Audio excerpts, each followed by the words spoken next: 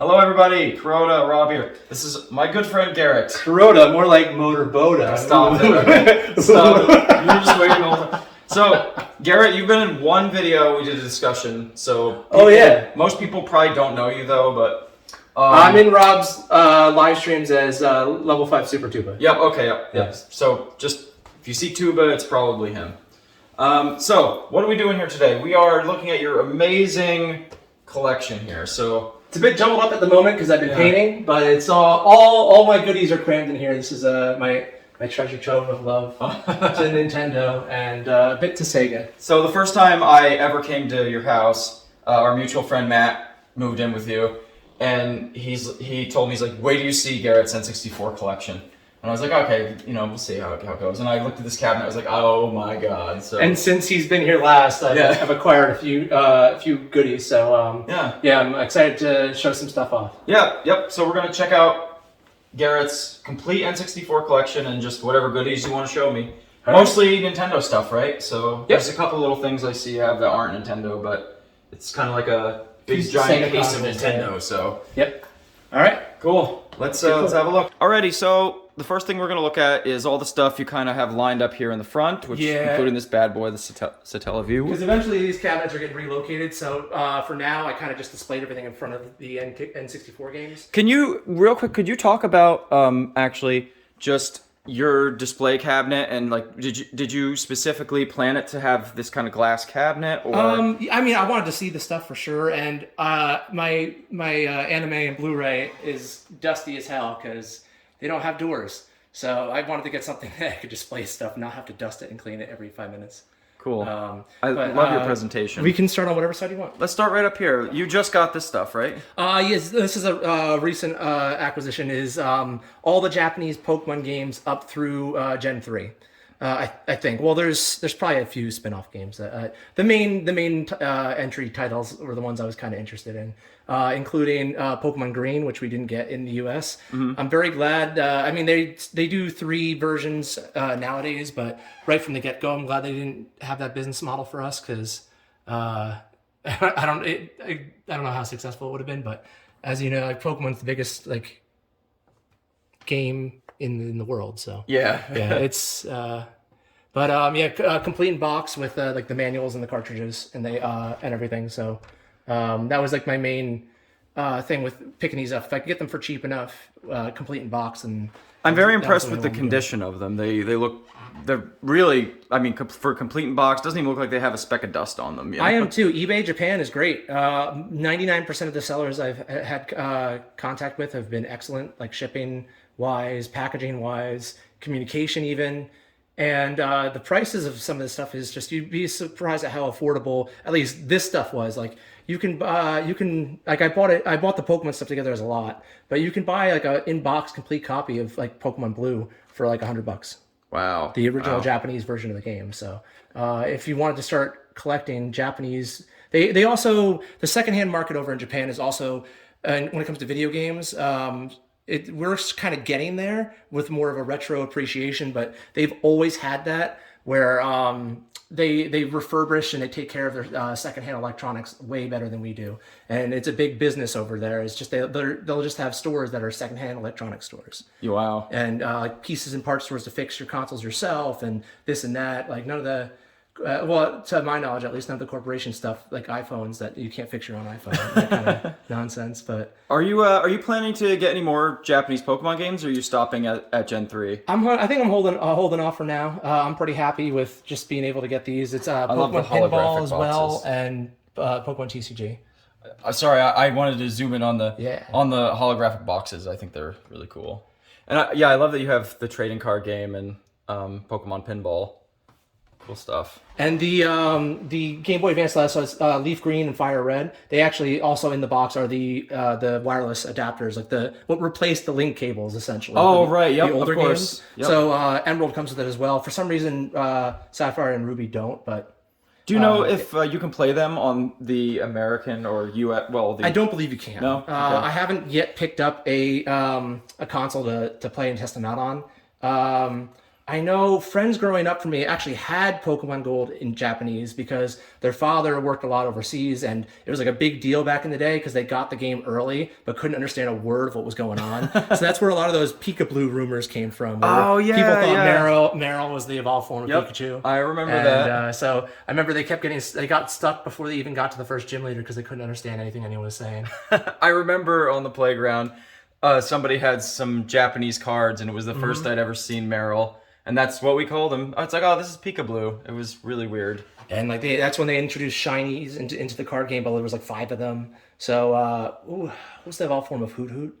Noctowl? Yeah, he was one of the first shiny cards, and they had a Japanese copy of that as well. And they're like, "Oh, this is the new legendary bird," and they thought it was Ho-Oh. Yeah. But so they were trying to like sell it in first grade for like $100. And Wow. and everyone was just like, "Oh, kids would rather steal it than pay $100." I love the Japanese covers. I think I actually prefer them over the American ones, especially these guys here. Their boxes are a bit more compact too. Where I kind of like how they original with the NES here in the States. The chip in the cartridge was tiny, but they wanted to make it look grandiose and bigger, so the Americans would think that they were getting their money's worth. So the boxes are half the size, and these games are similar though. They're exactly the same. So awesome for you, especially old school Pokemon fans. This is a really cool collection.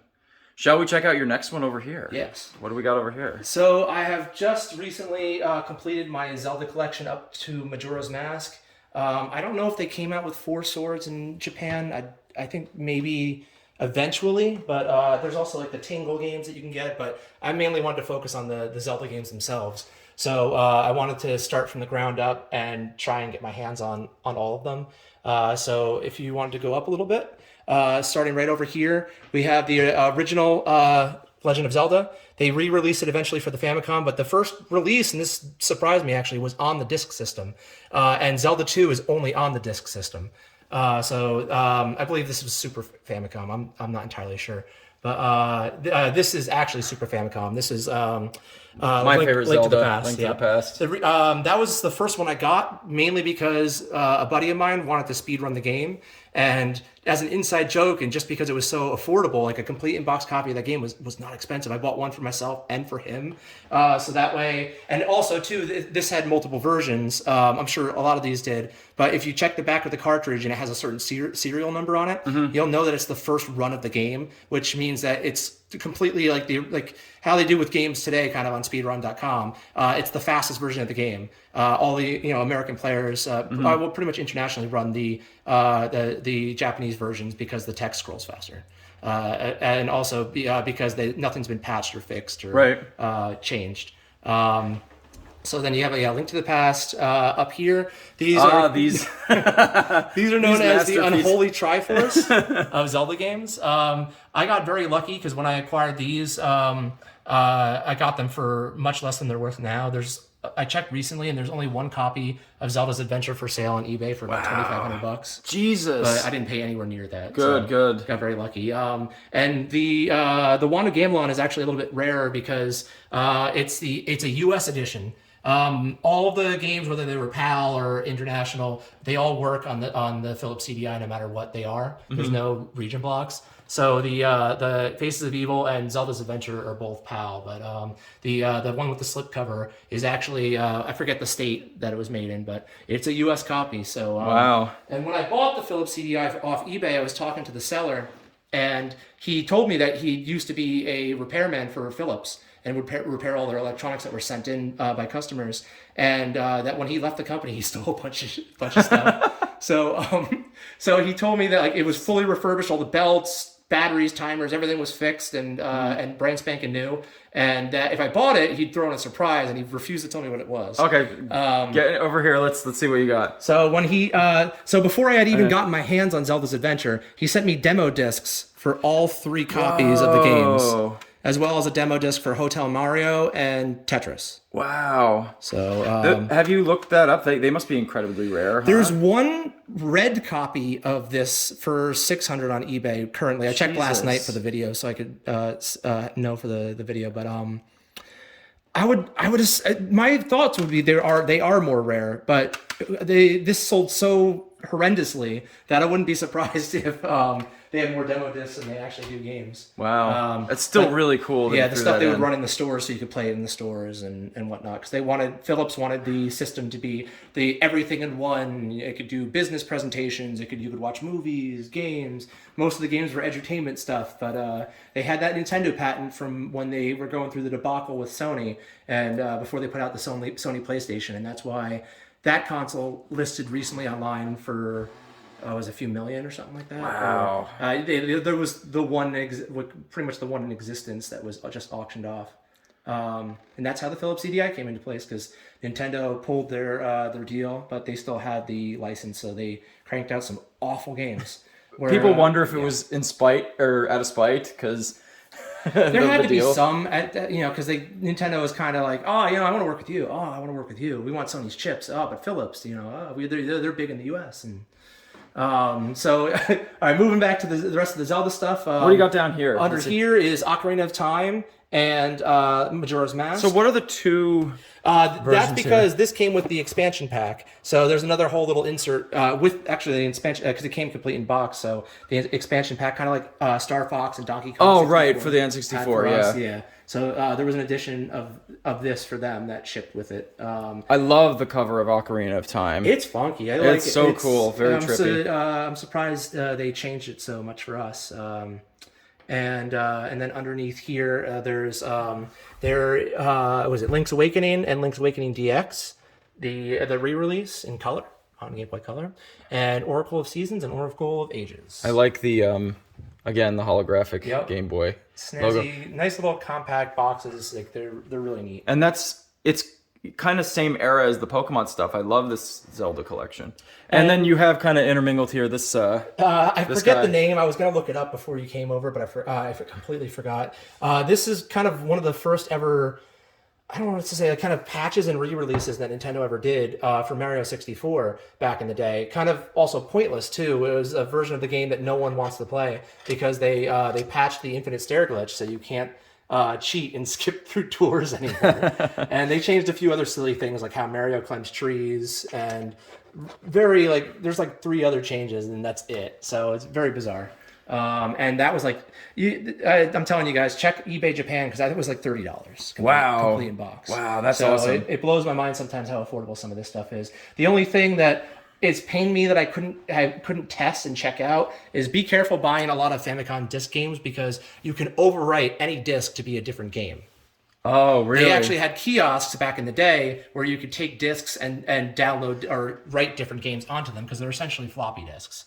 And so you could you had to have you had to use their proprietary machines, because there's in the plastic cases there's very in the Nintendo logo that was like their anti piracy device. Yeah, very minimal, but because it's kind of carved into the bottom of the floppy disk, the name of the company, and that was kind of like how you try to use international cartridges on a American Game Boy. They have a little notch cut out of the corner, so that way when you flip the power switch, it also locks it in too, so the cartridge can't fly out as easily.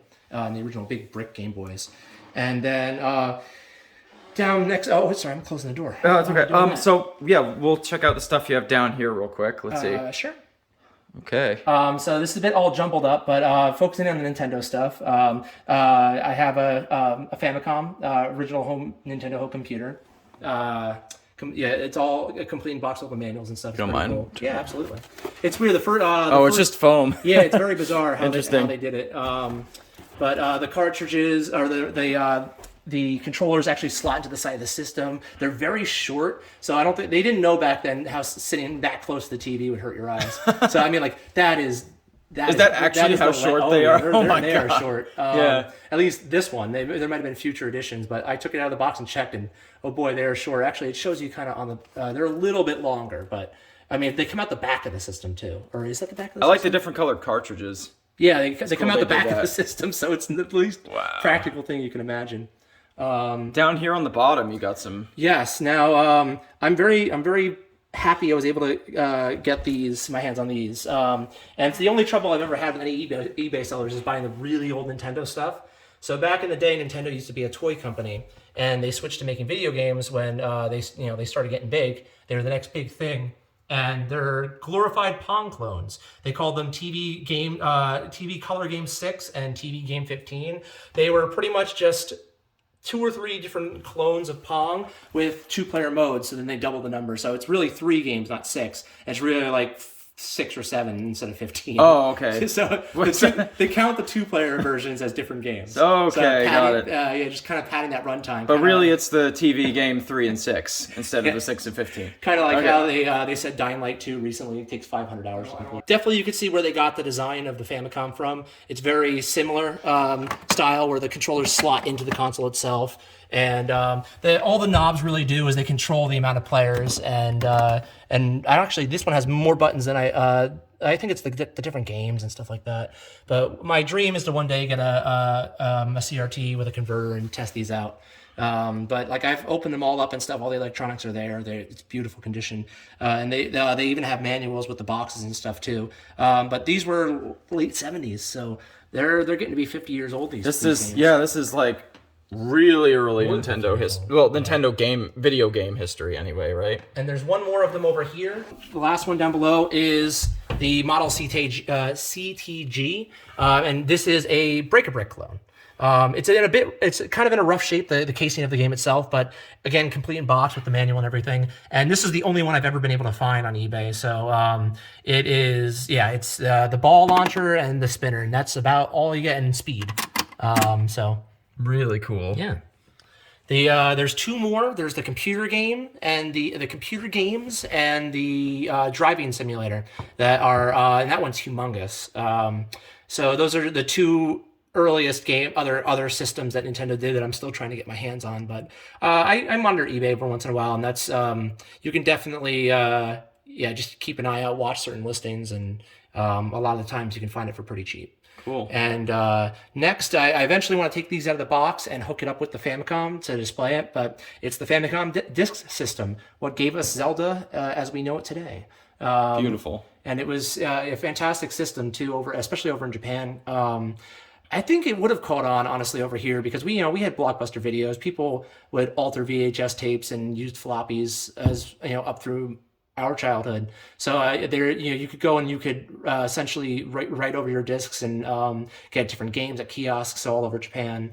Do you have any idea if this was released? And I don't know what it's like in Japan, but if this was released in the U.S. or Europe or Canada, I don't think so. But no, I'm saying, Can you imagine the amount of unofficially licensed games that would have been made for this thing? And that was honestly, let me open up the copy of Zelda, because that's kind of like it was Nintendo's first attempts at anti-piracy. Was these and there were I'm sure you could, if you look it up. Dropping the case. Jesus. But, look at that. Yeah, the Nintendo logo was the anti-piracy deal. There's on the other side too. Yeah, so essentially they had little notches and stuff on the inside, so you couldn't insert it into machines and whatnot.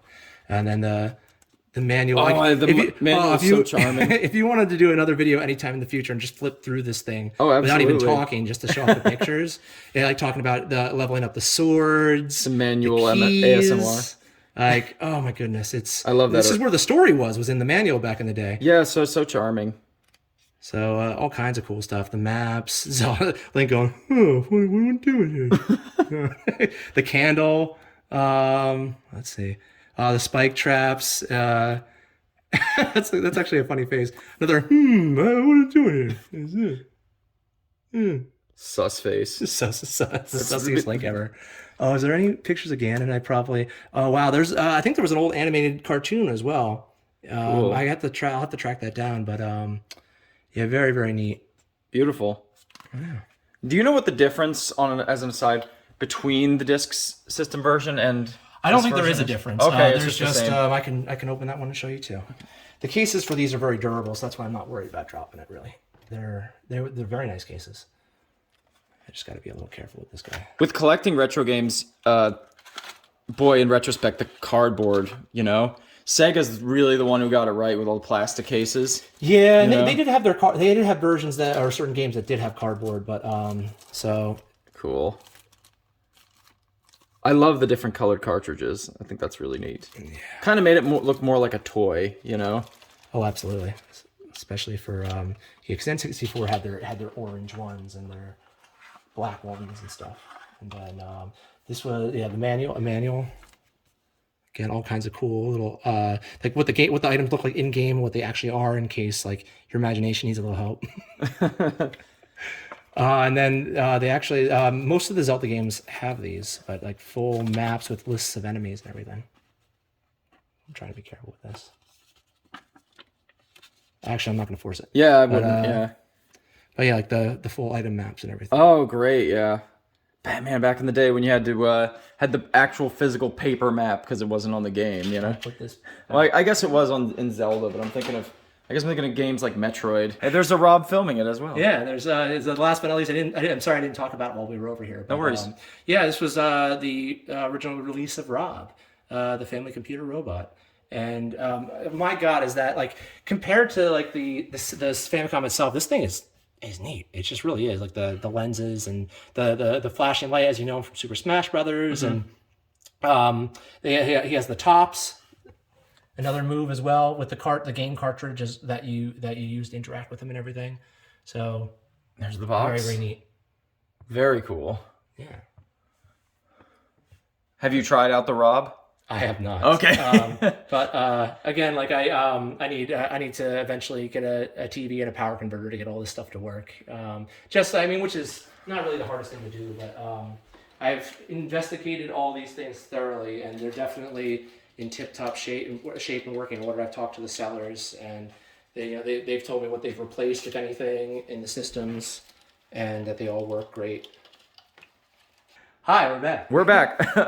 So now we're gonna showcase the kind of main event, I think, of this, which is your complete Nintendo 64 collection. And what I wanted to show off first is I was super impressed with the way that you have this presented, because as we all know, the original N64 games, by and large, I don't know if you know any exceptions, but I can't think of any, but by and large came in cardboard boxes, and obviously Yes. they don't necessarily age the best and keep the best. So do you want to explain what you did here with yes, this? I actually have about half the collection. I have the boxes for them and the manuals, Right. but they're all kind of in, I'll find a way to display them eventually.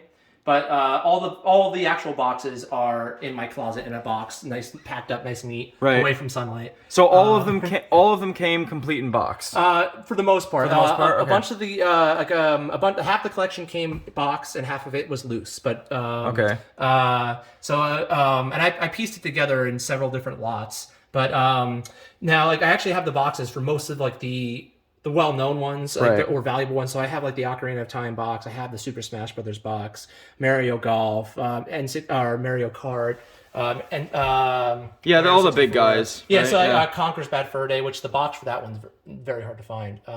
Well, incomplete in box copy of that is one of the more expensive games for the system. I got that right up here. Now, for anyone that's interested in kind of sprucing up their own N64 collection as well, you can buy these cases on eBay. That's kind of what I did. They're generic cases that can hold N64 games, Sega games, and Super Nintendo games. So they, okay, there's I like see, yeah. you might even be able to hold a few other things in here as well. But the guy I bought them from, I messaged him and I said, "Hey, can I buy 300 of these?" And he was like, "Okay." And I'm glad I bought 300 because in shipping a few of them chipped and stuff. And I'll give the link to Rob so he can include it in the footnotes of the video. Yep. But there's a website out there that has a full database that people have compiled of all the covers for every release of every N64 game. So there's the PAL versions, like the European versions. Mm-hmm. So there could be several different case arts, kind of like the copy of Ocarina of Time. The Japanese copy has a different look than you're familiar with.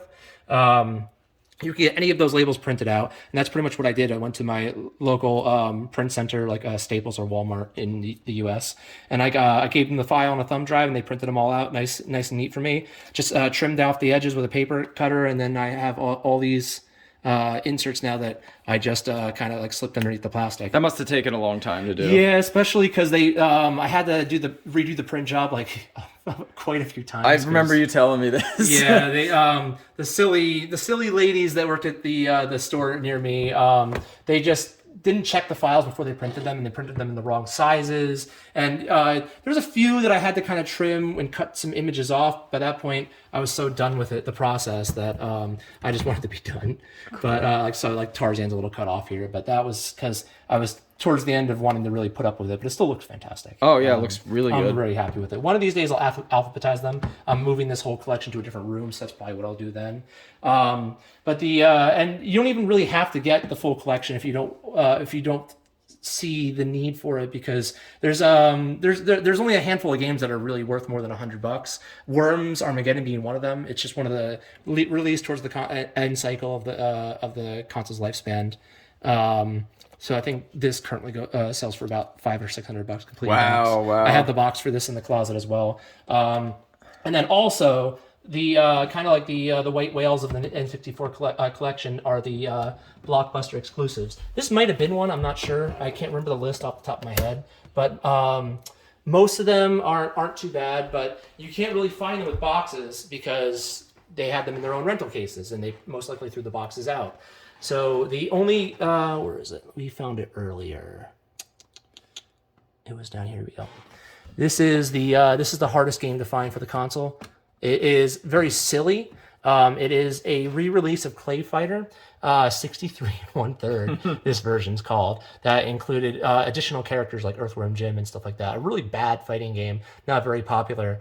I don't know if it was riding the tailcoats of Killer Instinct, those kind of games, but yeah, this was a Blockbuster exclusive of pretty much the exact same game. So there's just very limited copies available, and if boxes even. So that version is one of the only games I don't have a box for. Have you played it? Is it? I didn't play this particular copy. I've played a lot of these, but I also have an EverDrive, and I would recommend that to anyone that kind of wants to not damage their cartridges. So I mainly use the EverDrive nowadays. But every once in a while, if I'm feeling frisky, I'll take one of these out of the box and give it a whirl. Very nice. Just showing off some of trying to get every single one of them. There's. Do you have any particular N64 games that are close to your heart? Oh, Conkers, absolutely. Yes. Some of the old Star Wars game, like the Pod Racer, of course. Yoshi's Story, I remember playing that. And then the first video game that my mother ever got mad at me for making her buy it, which was Kirby and the Crystal Shards, right? Or Kirby and the Crystal Kingdom? Is that what it's called? Kirby 64, the Crystal Shards. Yes, because I think I beat that in like a span of like an hour and a half, and she got very upset because I went to the kitchen and said, "All right, I'm done." She's like, "Oh yeah, for today." I'm like, "No, I beat the game." And she's like, "We just got back from Toys R Us. What are you talking about?" And so like she wanted to return it, but I was telling her like, "No, I'll play it more, really." Yeah, and I never touched it again after that. It's a great game. It's a great game, very short. Yeah, very short. So I think I blew through it very quickly. And then you got a lot of kind of like what they do, that's incredibly similar, but what they did with Wii U, carrying games over the Switch, got Dr. Mario, like kind of some next-gen versions of Game Boy favorites, and the new Star Fox, I'm saying new, it's not new anymore, but from Super Nintendo, the one that pushed the limits of the system was the one that then needed the expansion cart for this console. This was a big one from my childhood. Oh, yeah. This is actually pretty expensive nowadays. Favorite, I have the boxes for the Mario parties as well. Yeah. Generally the more expensive games. And then I have about 30 to 40 games that are sealed, but most of them are like the WWF wrestling games. I think you can still, I'll fit that back in there. Okay. But you could buy those games sealed for like $20, some of them, because they're just not popular. But F-Zero, oh my goodness. What's a really wacky one that not a lot of people play? I had some lady, I told her that I had the collection, and she was trying to buy, was it this game? No, it was, I can't even remember what the name of the game was. She was trying to buy a particular game off me, and I was like, no, you understand I have a collection. I don't want to sell it. And she's like, oh, but it's so hard to find. I'm like, yeah. I know I have a collection. Okay, I'm sorry, but no. Beautiful. I love this is really again anybody would be who's a big N64 fan would just kind of go nuts. All the Arnie first time Men you games. see this. They were like the first versions of like the like the 007 shooters of the day. Yep. The Army Men, the toy Army Man games were great. Rareware, pretty much anything they did. Turok. Yep, Turok. I wasn't into any of the fishing games. My uncle used to love them. I played Jeopardy with someone recently, and we didn't know the answers to any of the questions because it was so dated. You got Superman 64? Come on. The best game ever. Fly through ring. Fly through rings. The game. Yeah. Great. And Mario 64 is down here. Rampage. Yep. Not the same, but it's more three-dimensional and everything. But yeah, just so good. And it's just there's so many cheap games too. If you wanted to start from the bottom and work your way up, it's a very affordable collection. Probably the most affordable. That's why I started with this. I wanted to say in regards to the presentation again, I am very impressed with the quality of the print job. So wherever you got this done, even though they kind of messed it up a little bit, the quality of it is really good too. I would recommend going in smaller batches and having them print off 20 at a time so you don't confuse them. Well, then you don't have to snip them and put 300 in at a time, I guess. Exactly, yeah. Cool. Yeah, absolutely. Any other thoughts that you wanted to add? Any other questions? Thank you for sharing it with me. This is amazing. I hope everybody watching appreciates it. This is I love the presentation and very impressed with this collection. So when Kuroda eventually does his N64 top video, we can try and get some footage for if you want. Oh, there you go. Okay, of all sure. Of them. And yeah, make sure you give him suggestions too for anything he wants to live stream. I mean, come on, you seem zatty. Look at this guy. We need to play live action Hercules. Come on, from the TV show. Disappointed. Probably the hardest game I think I ever played as a child, Rayman 2. I don't know why, but this game destroyed me. Yeah, I can see that. I don't think I ever beat it. Yeah. So that would be a goal for future 30-year-old Garrett. Would be to finally beat Rayman 2. I've never played it, so I'll have to try it. So brutal. Because you're another situation where you're going from like 2D to 3D, where Zelda made it a little bit easier, but at the same time you wanted to kill the bats because you could never target them. But that kind of stuff. Selective Z-axis, right? Yeah. Okay, so we got something special for the end here. You just recently got me about this. I remember you texting me about it. You seemed really excited. Yeah. So explain to everybody what we got here, and let's have a look at it. This is probably my crown jewel, the one, because I would argue when it comes to all these collectibles, the reason why I started trying to get my hands on them is because they're the most affordable ones I could find. Any other collection is just insane. I tried to start a GameCube collection. I gave up. I just sold the rarest games I had and kind of used the money towards this. The N64 collection, there's about 296 games I think in total, and so with just that few, even with some of them being a little pricey, it is a relatively achievable goal, I should say, if it's something you wanted to do, is have a complete collection of some kind of video game system. And then I started collecting the vintage Nintendo systems, and by far this is my favorite one I've ever found. I talked to the seller about it extensively, and he said he was actually piecing off his whole collection. So far he hasn't uploaded anything else, but he did say he had a full Visual Boy as well. Oh, that wow. He was eventually going to be getting rid of, so I might snag that from him. Cool. But because those things are just neat. But this is the Nintendo Satellaview. I will flip over the box. This is actually the box it was released in. Oh, here we go. So like a little bit more minimal than the other stuff Nintendo's put out, but this was a partnership with Satellaview in Japan. It was I'm pretty sure a broadcast company, like a cable company over there, and it was another first for Nintendo. They like to push the envelope and come out with new ideas and new things before anybody else. And this was their attempt at essentially live DLC for their cartridge-based games. It was a Super Famicom extension, essentially. And oh my god, this is so beautiful. Every time I open the box, I can't help but go, oh! And so the Nintendo Super Famicom slots right into the top of this. These are all the manuals and everything. I told Rob earlier when we were looking at it that God bless any child that was trying to set this up by themselves in the 90s or late 80s, probably, right? I don't think there's any years on 1995. But yeah. So definitely towards the end of its lifespan, like as we were getting the N64 here as kids, this was coming out in Japan, so it gives you kind of like an idea of why this kind of didn't last too long. But yeah. Now, for the uninitiated, do you want to explain kind of what Nintendo did with the service? Working with the broadcast company, this was kind of like the main component here too. You would hook it right up to your cable, your TV essentially, and there would be times a day that you could tune in. Zelda is like the only one I've looked into, but you could take A Link to the Past, plug it in, and there's ROM cartridge copies of these games now in existence. I don't know the names of them off the top of my head, but it's essentially the content that they would broadcast, and they were like live missions that you could play in A Link to the Past that were new and different from the original story, and you had to tune in almost like a TV show back in the day or a radio station and play them between the hours of this time and this time, or you could miss it. And so like it would be the cartridge that plugs in up top, and all the cables and everything. There's the amount of stuff in one box is kind of nuts, but. These are rare to say the least, and I was able to find someone that had one complete in box. Everything kind of new, complete in box for the most part. Everything's still in its original packaging.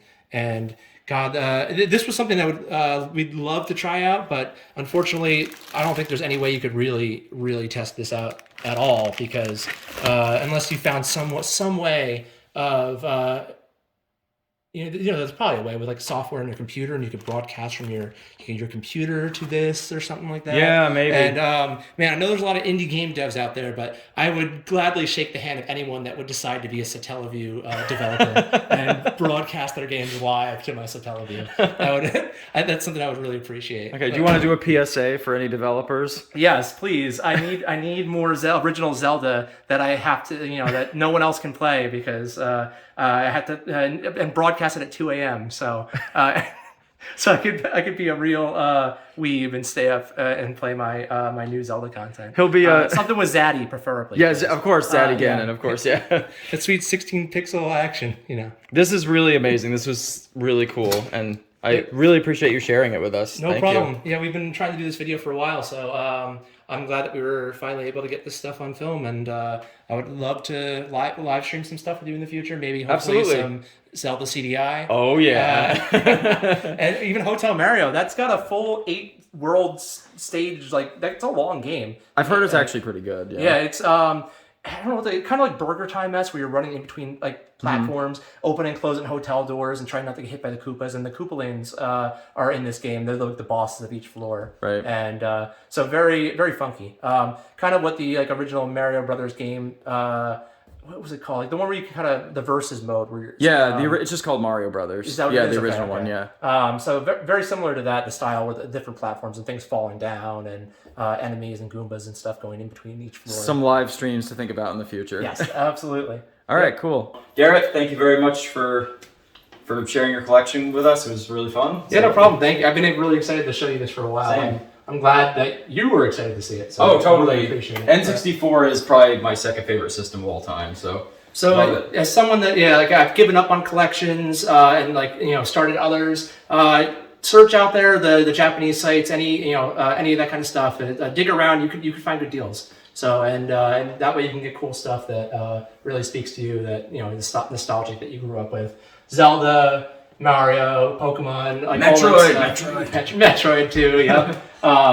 I do actually have some GameCube games sitting back there too. I have like the Wind Waker and Metroid case and that stuff. But I do remember you having a handful of GameCube games, but you said you kind of gave up on that collection. So what's the next conquest? You know yet? Well, the next video, if you want to film it, sure. is it's because it's all in a closet that has yet to be displayed. But I have a complete Atari Lynx collection.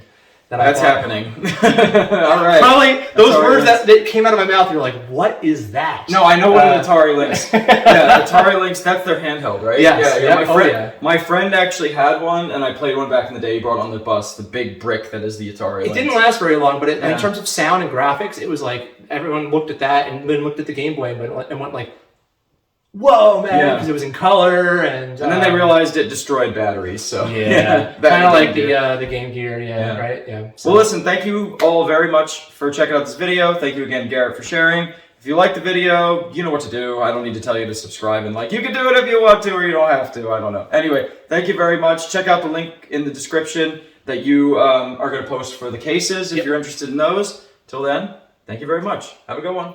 Peace. Beautiful. Thank you.